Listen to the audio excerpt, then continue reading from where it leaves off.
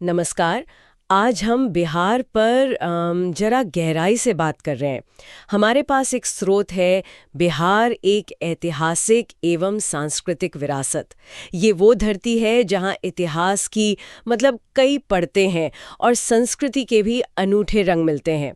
तो चलिए इस स्रोत से देखते हैं क्या खास बातें निकलती हैं। बिल्कुल। और ये स्रोत बिहार को सिर्फ एक राज्य की तरह नहीं देखता, बल्कि एक ऐसे केंद्र के रूप में पेश करता है जहां से विचार, साम्राज्य और आध्यात्मिक आंदोलन मतलब ये सब लहरें उठी और इन्होंने न सिर्फ भारत बल्कि दुनिया पर भी असर डाला। स्रोत में सबसे पहले नजर जाती है पाटलिपुत्र पर, यानी आज का पटना, मौर्य साम्राज्य की धुरी, जहां से चंद्रगुप्त और अशोक जैसे शासकों ने राज किया। लेकिन सिर्फ राजधानी होना ही इसकी खासियत नहीं थी, सही है ना? सही कहा। स्रोत इस बात पर रोशनी डालता है कि पाटलिपुत्र सिर्फ मतलब सत्ता का केंद्र नहीं था, बल्कि कूटनीति और प्रशासन का एक बहुत बड़ा गढ़ था। अशोक के समय की बात करें तो स्रोत बताता है कि उनके शिलालेख वो महज उपदेश नहीं थे, वो उस जमाने का एक कह सकते हैं अभूतपूर्व कम्युनिकेशन नेटवर्क थे। अच्छा, कम्युनिकेशन नेटवर्क कैसे? हाँ, मतलब जिसके जरिए साम्राज्य के कोने कोने तक प्रशासनिक आदेश और धम्म का संदेश पहुंचाया जाता था। ये अपने आप में अनोखा था उस वक्त के हिसाब से।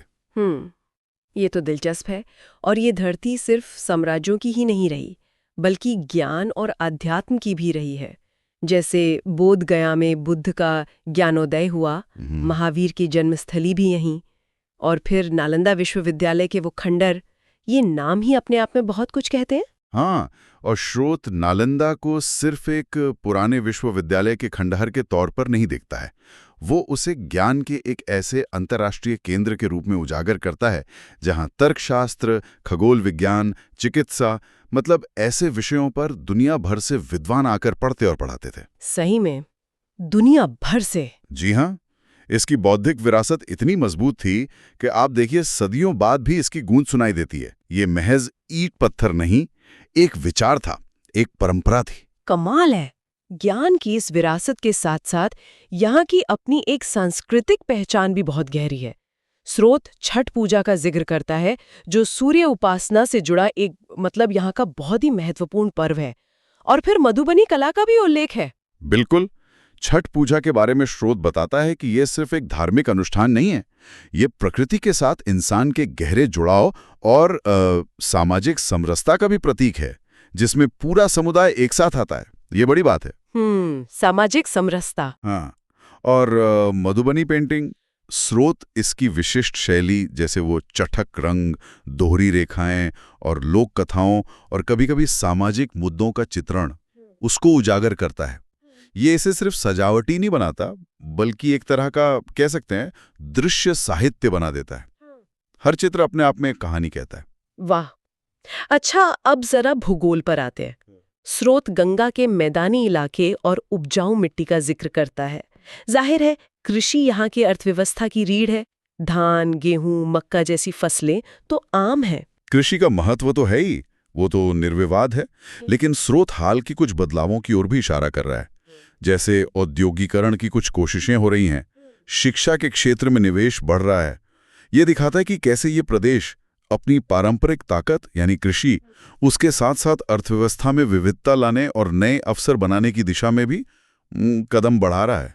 ये एक दिलचस्प मोड़ है। सही है। अच्छा, स्रोत कुछ प्रमुख शहरों का भी एक खाका सा खींचता है।